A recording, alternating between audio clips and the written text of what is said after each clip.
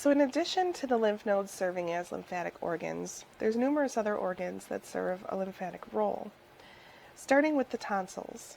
So there's 3 types of tonsils.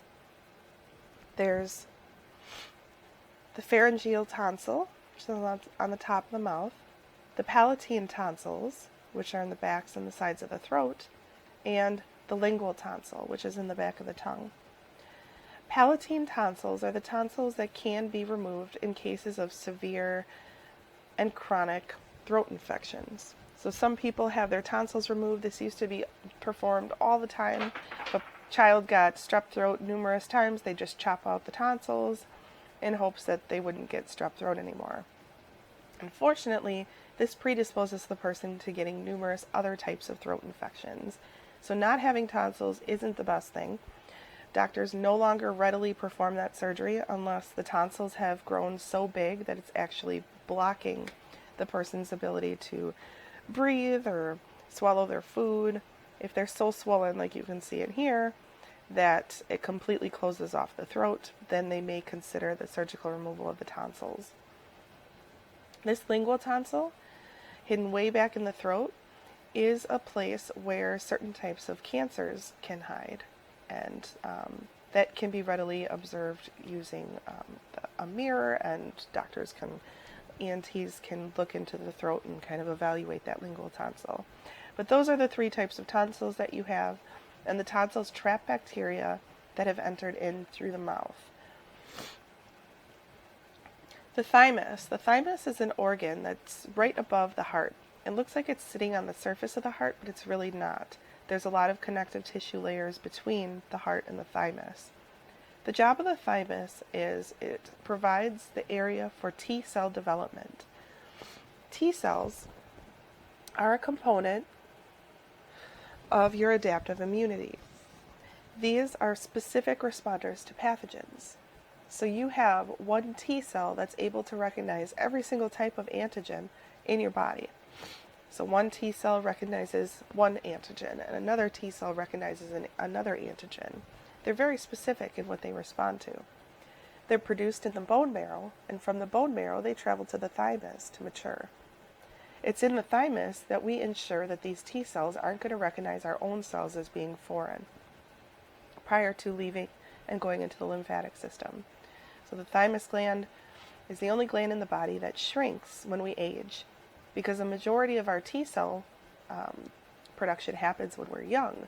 So children have a much larger sized thymus in comparison to their body size as an adult. Excuse me. So the spleen is the next major lymphatic organ. It's the job of the spleen to filter the blood and clean dead or damaged red blood cells out of the blood and to clear the blood of infection. So there's 2 different types of tissue that you find in the spleen, the red pulp and the white pulp. The red pulp clears damaged or dead red blood cells from circulation. Aged red blood cells that are at the end of their life cycle kind of take on a weird shape, and they get cleared out in the spleen. The white pulp contains white blood cells, and that serves as the immune function. So if you have a bacterial infection in the blood known as sepsis, or maybe even viruses floating around in the bloodstream, the white blood cells in the white pulp are going to clear those pathogens from circulation.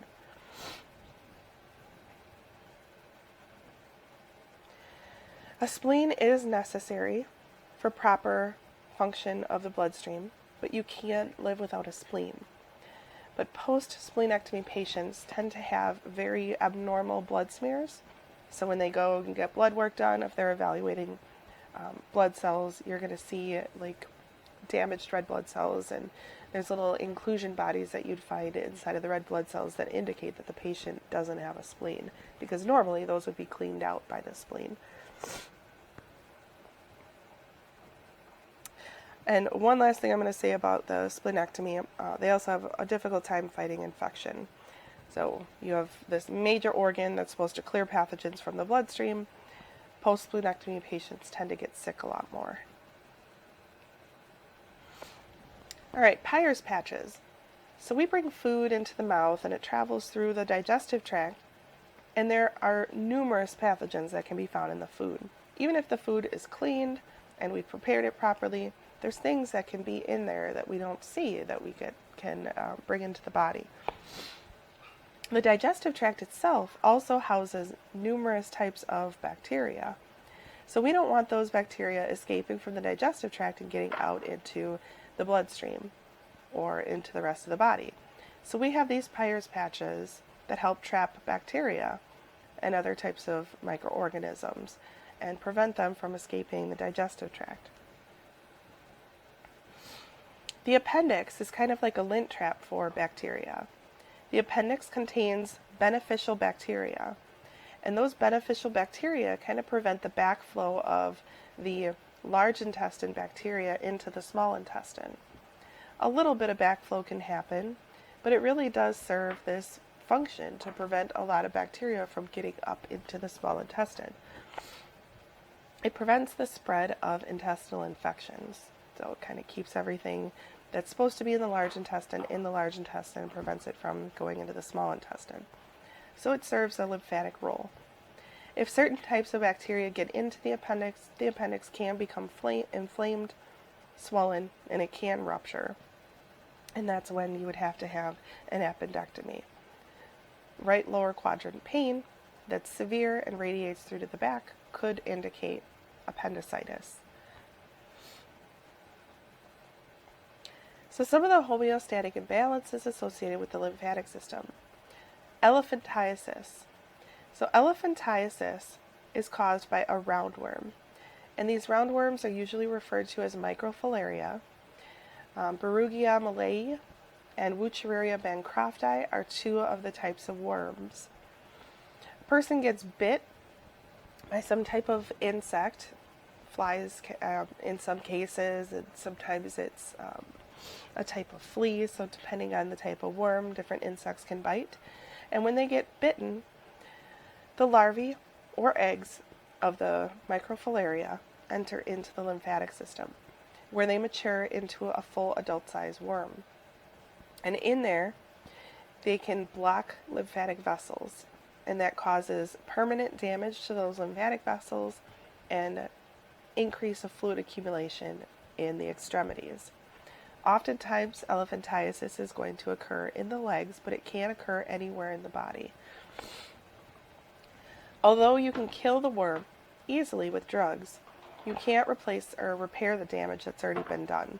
So you have a lot of fluid pooling for the rest of that patient's life. Hodgkins disease. So Hodgkins and non-Hodgkins lymphoma, both are cancerous. Non-Hodgkins is more common and affects a wider variety of cell types, and the Reed-Sternberg cell is found in Hodgkin's lymphoma. So it's just two kind of different types of lymphomas, but basically those are cancers that arise in the lymphatic system.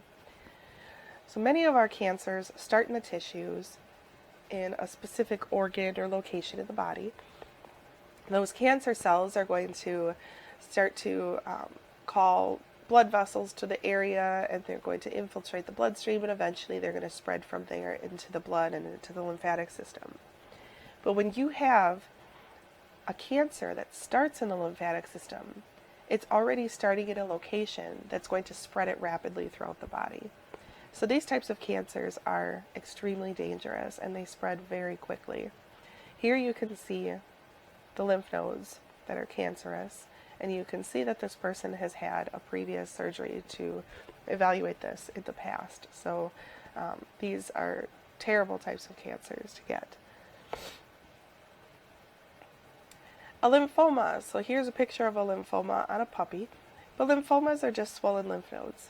You can get temporary lymphomas due to some type of illness that's happening. Ear infections can cause lymphomas. Throat infections can cause lymphomas. Other times, lymphomas can indicate cancer.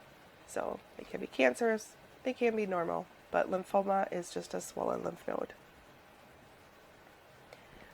Tonsillitis is inflammation of the tonsils, usually due to some type of bacterial infection.